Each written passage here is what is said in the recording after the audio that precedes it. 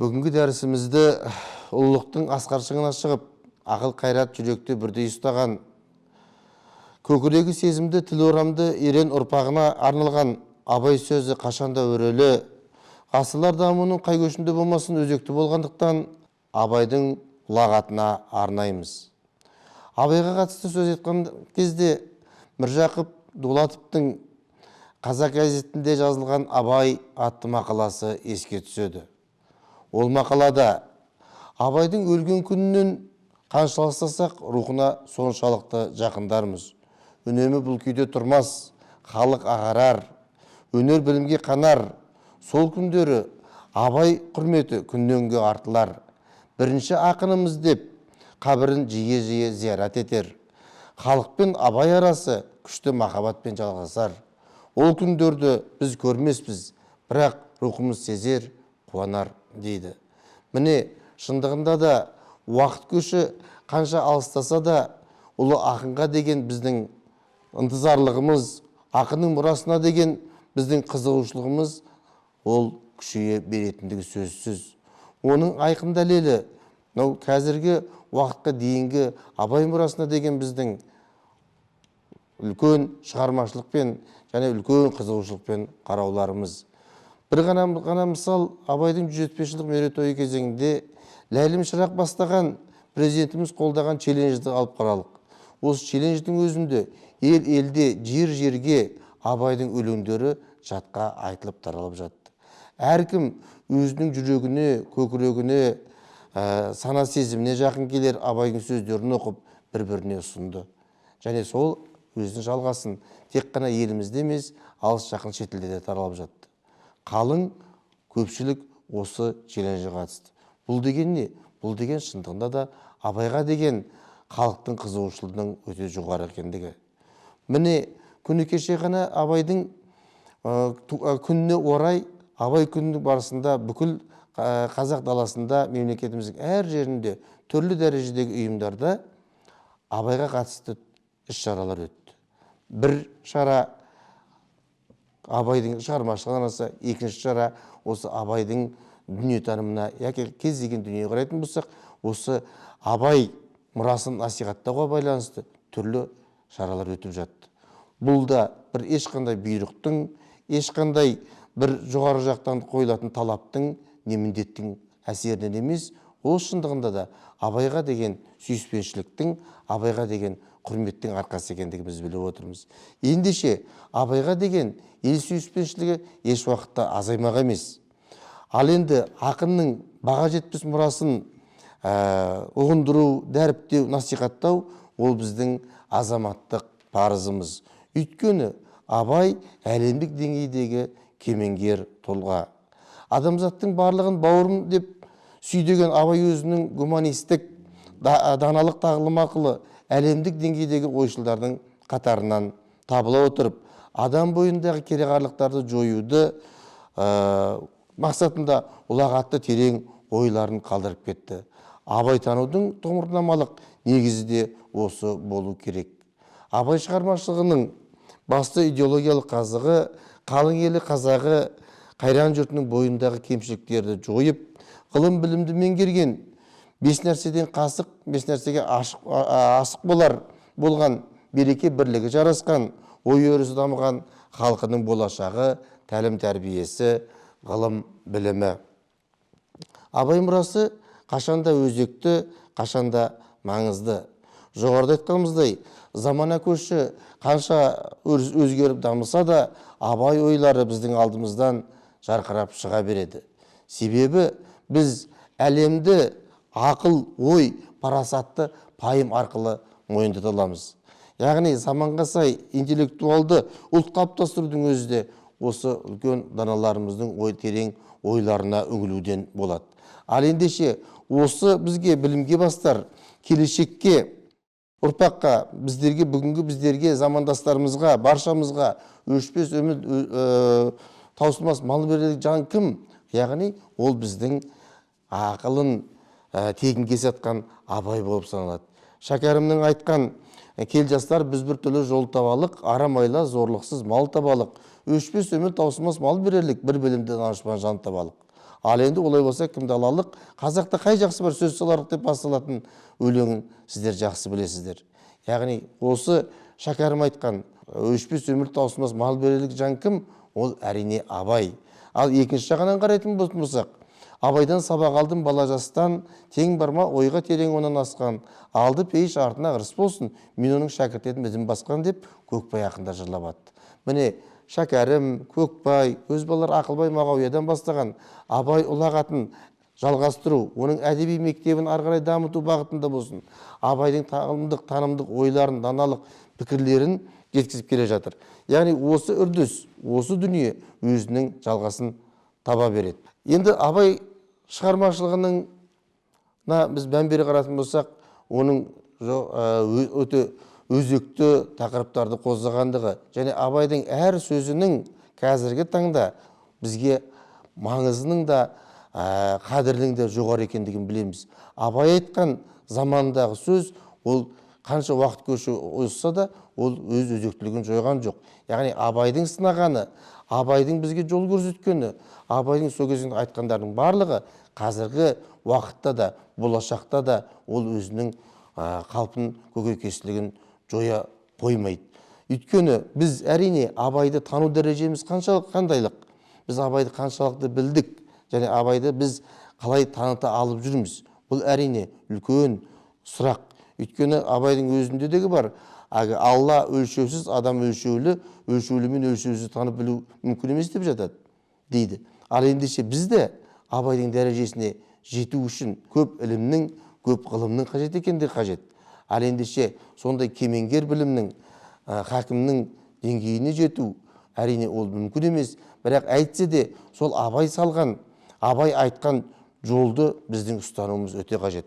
Бұл әсіресе келешек ұрпаққа, болашақ жастарға аса қажетті. Өйткені біз Абайдың шығармашылығын жалпы қарағанда оның тәрбиелік бағытын жастарға көбірек айтуымыз керек.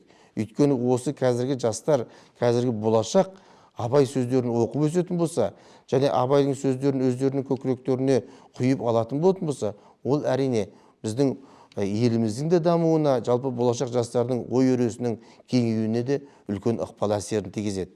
Біз жастарды қазір қай қырымен дамытуымыз керек, қай бағыттарды біз ұстатуымыз керек, жалпы өмірдегі жолдарын қалай анықтатуымыз керек дегенде біздің осы Абай бастаған ұлыларымыздың мұрасымен кеңірек таныстыруымыз қажет. Жыл сайын өтіп өтетін Абай оқулары бар, республикалық дәрежеде өтеді. Абайдың ақын шәкірттерінің өлеңдерін 200-300-ге шейін жаттап келетін балалар бар. Міне осы балалар әрине ең алғашында Абайдың сөздерін жаттап алатын болса, кейінірек білімдері толысқаннан кейін, өздерінің танымдық бағыттарын өзгерткеннен кейін, дамытқаннан кейін, әрине оларды Абайды түсінуге тырысатындығы сөзсіз. Өйткені Абайда кез келген тақырып, кез келген жастарға көрсететін бағыт бар. Әрине Абайдың шығармаларындағы өзекті тақырыптардың бірі бұл елдің береке бірлігі. Берекелі болса ел, жағасы жайлау ол бір көл дегендей, ең алдымен бізге әрине елдің береке бірлігі қажет. Берекесі кеткен ел, суы ашыған батпақ көл дейді Абай атамыз. Ендеше біз жалпы ғылым білімді дамыту үшін, мынау өркениеттегі өз орнымызды алу үшін әрине бізге еліміздің егемендігі, мынау халқымыздың жағдайының, тұрмыс деңгейінің жақсы болғандығы және ең негізгі береке бірлігінің жоғары болғандығы керек. Әйтпесе, береке бірлік болмаса, ел ішінде ынтымақ болмаса, онда әрине біз көп дүниелерден айырылып қалатындығымызды біз мойындауымыз қажет. Абай айтқандай, ел бұзылса құрады шайтан өрмек, періште төменшектеп қайғы жемек, өзімнің иттігімнен болды демей, жегінді ғой деп шайтанға болар көмек дейді. Иә, осы ретте бір дүниені тағы да ескеруіміз керек.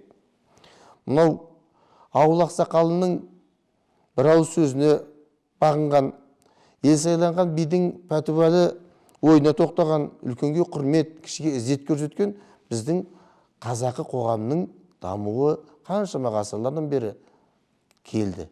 Осы бір даму, осы бір елдік, және осы бір тәрбиенің озық үлгісі патшалық Ресейдің отарлау саясатынан кейін үлкен өзгеріске ұшырағандығын біз жақсы білеміз.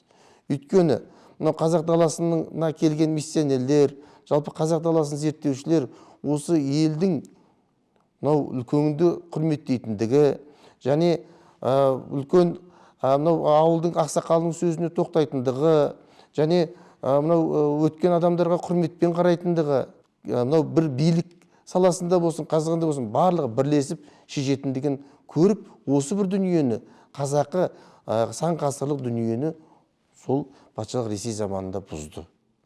Яғни біздің танымымызды, түйсігімізді өзгертуге тырысты және сол бағытта бір қыдыру дәрежеде жетістікке олар жетті деуге болады.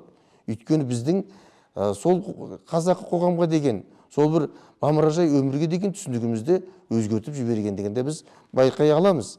Біз қазіргі таңда сол қазақ рулары бір-бірімен шабысып, бір-бірімен жер үшін яки басқа тартыстарға түсіп жатқан сияқты көз алдымызға елестейді. Ашығындығында қарайтын болсақ, мыңжылдық құда болып, нағашылы жиенді болып, яки болмаса балдыз бен жезде болып ойнап өскен халық бір-бірімен төскейде малы қосылған, төсекте басы қосылған екі елдердің бір-бірімен ынтымақтастығы әрине жоғары болды.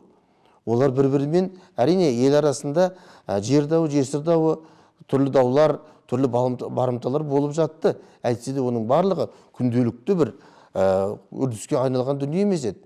Бірақ сол үрдістің барлығын патшалық Ресей бұзды. Оның барлығы неде? Ол бірінші билікті алудан басталды. Бірінші қарайтын болсақ, анау елдің билігін губернияларға бөлу, оязықтарға бөлу, болыс сайлау, міне осының барлығы қазақ қоғамына үлкен ықпал әсерін тигізді. Абайдың да сол кезеңдерде қалың елім, қазағым, қайран жұртым, ұстарасыз аузыңа түсті мұртың, жақсыменен жаманды айырмадың, бірі қан, бірі май боп енді күртің. Бет бергенде шырайың сондай жақсы, қайдан ғана бұзылды шарт жасыртың, ұқпайсың өз сөзінен басқа сөзді, аузымен ора құрған өңкей құрқым. Мен өздеріңді түзелер дей алмаймын, кеткен соң өз қолынан енді өз ырқың дейді. Яғни өз қолынан өз ырқы кеткен халықтың міне үлкен өзгеріске кетіп бара жатқан Абай сол заманда түсінді. Сол себептен де өз халқын, қазақ халқын дұрыстық жолға шақырды. Міне шындығында да сол заманда қарайтын болсақ, мынау партия қуғыштық, сонымен бірге пайда күнемдік, жағымпаздық, жуанның әлсізге жасаған әлімжеттігі, елдің шырқын бұзып бір-біріне қарсы қоятын, шағыстыратын пәлеқұмарлық, жақсының артынан шырақ алып түсетін арыз құмарлық, арыз қойлық, міне барлығы осы замандарда белең ала бастады. Абайдың да сынайтыны және елін осы бір кереғарлықтардан сақтаса екен деген өлең жолдарын барлығын біз көреміз. Барып келсе ертістің суын татып, еріп келсе арызын бұтып жатып деп сынайтыны да сол себептен де. Ендеше Абайдың айтпағы не?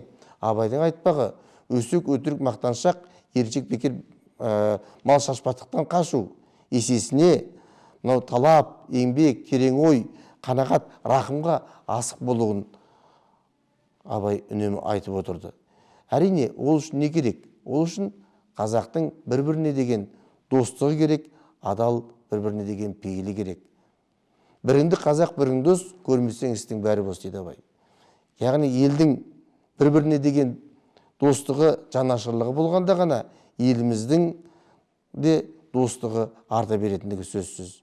Пайда үшін біреу жолдас бүгін таңда ол тұрмас бастан жыға қисайғанда, мұнан менің қай жерім аяулы деп бірге тұрып қалады кім майданда. Сол заманның ағысымен, сол заманның жаңа патшалық Ресейдің саясатымен, қоғамның өзгерісімен адамның да өзгерістері туындай бастады. Міне содан бастап пайда күнемдік те арыз қойлық та туындай бастады. Сол себептен де Абайдың айтатыны, бір жерде бірге жүрсең басын қосып, бірінің бірін сөйле сөзің тосып, біріңді бірін ғизат құрмет етіс тұрғандай бейне қорқып, жаның шошып дейді. Яғни сыйластық болғанда, бір-біріне деген құрмет болғанда, үлкен дамуында болатындық сөзсіз. Әрине, береке бірлікте, ынтымақта болған ел құр өмір сүру емес, талап етіп, еңбек ету керек. Тамағы тоқтық, жұмысы жоқтық, аздырар адам баласын дейді. яғни үйде құр жатып пайда істемей, жұмыс істемей жату деген әрине қажеттілігі жоқ. Қазіргі қоғамның өзін қарайтын болатын болсақ, бір азғантай ғана үкіметтен алатын жәрдемақыға мардымсып, еңбектен қашып жататын жастарымыз жоқ емес. Осы бір кеселді дүниелерден біз аулақ болуымыз керек. Қашан абай айтқандай қазақ қашанда мал табуға, еңбек етуге жақын болуы керек. Өйткені қазіргі нарықтық қоғамның өзін қарайтын болсақ, абай айтқандай егіннің ебін, сауданың тегін үйреніп ойлап мал ізде дейді. Яғни абайдың да айтпағы ақыл таппақ, мал таппақ, адал жүрмек керек дейді. Міне сонымен бірге абайдың айтатыны адал бол, бай тап, адам бол, мал тап дейді. Мал табу дегеннің де біз мағынасын дұрыс түсінуіміз керек. Ол тіршілік ету, еңбек ету. Яғни абай осы сөзді арғай жалғастырғанда былай айтады: біз ғылымды сатып мал іздемек емеспіз, керісінше ел дәулетті болу үшін ғылымды игеру керекпіз дейді. Яғни абай айтқандай дүниеде өзі, малды өзі ғылымға көңіл бөлсеңіз дейді. Яғни бізге мал табудың қазіргі таңдағы, сол заманда да болсын, керектігі не үшін? Ол әрине ғылым білімді меңгеру үшін. Өйткені ғылым білімді меңгерсек, бұл біздің еліміздің, мәңгілік еліміздің болашағының жарқын болатындығы анық. Рухани кемелдік те, ұлттық таным мен тәрбие де біліммен молая берері хақ. Шындығында да біз қазіргі таңда оқыған білер әр сөзді дегендей, ғылым білімге ден қоюымыз қажет. Ғылым таппай мақтанбауымыз, өнер таппай баптанбауымыз қажет. Артық білім кітапта ерінбей оқып көруге деп кітап құмарлығымызды арттырып, өзіңе сен өзіңді алып шығар, еңбегі мен ақылың екі жақтап деп, білімге, еңбекке сенуіміз қажет. Абайдың өзі де жасымда ғылым бар деп ескермедім, пайдасын көре тұра тексермедім. Ер жеткен соң түспеді уысыма, қолымды мезгілінен кешірмедім деп бастады өлеңді де. Жастарды осы білімге шақырып отыр. Яғни абай айтқан әрбір сөз, құнды ой өзінің өміршеңдігімен мәнді. Қаншама уақыт өтсе де, замана көші әр кезеңде де маңыздылығын артып келе жатқандығын білеміз. Түбінде баян еңбек егін салған, жасынан оқып білім алған, би болған, болыс болған өнер емес, еңбектен бұдан өзге бәрі жалған. Яғни ендеше бізде осы ғалымдықтың жолдың бастамалары қандай? Бұл абай айтқандай, әрине ең алдымен ғылымды меңгерудің, білімді игерудің басты мақсаты бұл прощение жазуға, яки болмаса тілмәштік, адвокаттық емес, бұл жаңағы пайда ойламай ар ойлаған үлкен ғылым мен білімге, терең ғылым жолына бет бұру. Ғалым болмай немене балалықты қойсаңыз, болмасаң да ұқсапақ бір ғалымды көрсеңіз, ондай болмақ қайда деп айтпай ғылым сүйсеңіз, білгендердің сөзіне махаббатпен ерсеңіз дейді. Міне осы ғылымның жолы, ғылымның баспалдақтары. Әрине, бұл ретте де бір ескеретін дүние бар. Өзің үшін үйренсең, жамандықтан жиренсең, ашыларсың жылма-жыл. Біреу үшін үйренсең, біреу білмес, сен білсең, білгеніңнің бәрі тұл. Яғни абай ұлағатының ерекшелігі жалпы білімді болу емес, терең ғылым ізденуді насихаттау. Және ол тек жеке қарабасының қамы үшін емес, адами қасиеттер негізінде халқыңа пайдасы тиер болуы қажет. Оны абай өз қара сөздерінде де айтып өтеді. Өзің үшін еңбек қылсаң, өз үшін еңбек қылсаң, өз үшін оттаған хайуанның бірі боласың. Адамшылықтың қары үшін еңбек қылсаң, Алланың сүйген құлының бірі боласың дейді. 37-ші қара сөзінде өзің үшін еңбек қылсаң, өз үшін оттаған хайуанның бірі боласың. Адамшылықтың қары үшін еңбек қылсаң, Алланың сүйген құлының бірі боласың дейді. Міне Абай Құнанбайұлының осы өнер білімге қатысты айтқандары, ғылымды үйренбекке талап қылушыларға берген ақыл кеңесі, ақын ғибраты қанша уақыт өтсе де маңызында, құндылығында жойған жоқ. Сыналар жігіттер келді кезің, сәулең болса бермен кел талап дерің. Жан құмары дүниеде немен екен, соны білсең әрнені білгендерің дейді. Яки болмаса, жүректе қайрат болмаса, ұйықтаған ойды кім түртпек? Ақылға сәуле қонбаса, хайуанша жүріп күн өтпек дейді. Яғни осы Абайдың ғибратты ойларын біз терең меңгере білуіміз қажет. Малда да бар жан мен тән, ақыл сезім болмаса, тіршіліктің несімен тереңге бет қоймаса дейді абай. Ендеше осы тіршіліктің негізі неде? Яғни тереңге бет қою деген не? Осы бағытта біз абайдың толық адам ілімінде меңгеруіміз керек. Яғни жарым адамнан толық адамға жету керек. Ыстық қайрат, нұрлы ақыл, жылы жүрек. Яғни осы қайрат, осы үшеуін тең ұстаған адам толық адам. Яғни осы толық адамға жетудің жолдары неде? Өмірдің мәні неде? Өмірдің мәнін білу үшін тағы да абай сөздеріне үңілеміз. Өлсе өлер, табиғат адам өлмес, ол бірақ ойнап күліп қайтып келмес. Менімен менікінің айырылғанын өлді деп ат қойып дөңкей білмес. Яки болмаса, ақыл мен жан мен өзім, тән менікі, менімен менікінің мағынасы екі.